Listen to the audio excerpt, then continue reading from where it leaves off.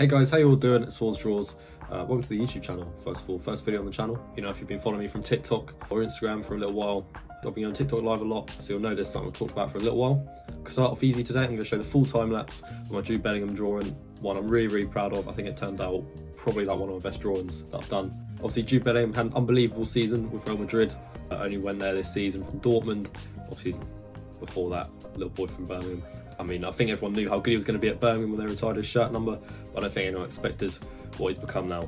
So then obviously when England started playing the Euros, he balled out in that first game against Serbia, so I had to get him started after that. Other than that, England probably didn't play the best in the Euros. He wasn't the standard we know that he can be, but he still played a very important role for us boys. But for now, let's over the time lapse, and I hope you enjoy it. Right, here we go then. So I did use the grid method to get my reference down, the outline down onto paper for my reference. I am going to make a separate video about this. I've had so many people asking on TikTok because I know it's a really important part of the drawing. So I would like to get a tutorial up for that. But that's how I've got my line work, my outline done. But yeah, I'm going to voice over, trying to tell you what I'm doing as I'm doing it. With this drawing, I wanted to really make sure I was getting my darks as dark as they need to be. It's something I sometimes struggle with. And I think with the eyes, a couple of areas around the nose and mouth, you can tell I've done that. Obviously, you can see I've added a fair bit of the face in now, and it's just about adding them really small little details that take a good drawing to a better drawing. So like the forehead sweat there, some of the little markings on the face, the colours of the teeth aren't just pure white. And you'll see here, especially with the hair as well, I start adding little details with a white pen in. I mean, you can start to see them coming in already on the right side of the head. And there, like you see, there's a lot of white bits in the hair. It makes it look like sweat, get the lighting on it right. And these are just little details that really help. That's the face mostly done. I'm pretty happy with how the face come out. I think you can definitely tell it's him. And I think it's a pretty good standard.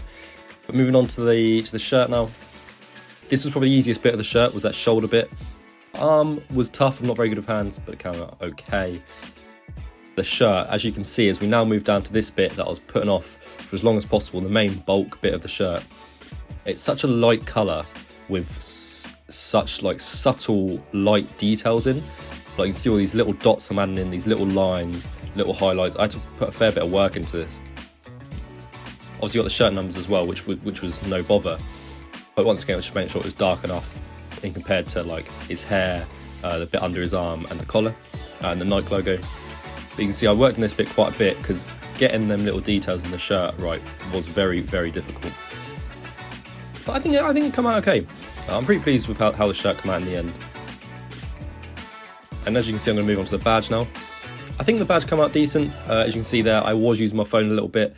It's one of them rare occurrences when you can use a separate reference image to help you with something that you're doing on a different picture. I wouldn't usually recommend that as things can change with different angles and the crease in the shirt, for example. But here's the background. A lot of people asking about backgrounds, so I've slowed this down a bit. I use a blend and stump a lot when I'm doing the background. This gives that sort of blurry effect. This one's a bit different. There's not too many blurry bits, but the blur effect is really important when doing a background, so I use a blend and stump for that. So here it is, the final result. I'm going to put some actual just proper pictures up so you can see a bit better. Plus I don't have to carry on holding it. But I think it turned out really well. I think it's one of my best drawings I've done. The detail with the darks that I got in, which was an area I wanted to improve on. So I'm really happy about that. But the main thing that I want people to take away from this is just be patient with it. You know, this drawing took me well over a week, maybe 2 weeks, 2 to 3 weeks. So it's not just something that you get done in a half an hour session. I know that might be what drawing used to be when I was younger. But now, if you want them to have these better results, then you've got to put the time in. But I hope you like the drawing anyway. I really enjoyed making it. Like I say, one of my best. If you could show it some love on Instagram, on TikTok as well, that'd be really appreciated. I'll have a link to my socials down below. And let me know what you think. Let me know who I should draw next. I've got a drawing in progress at the moment.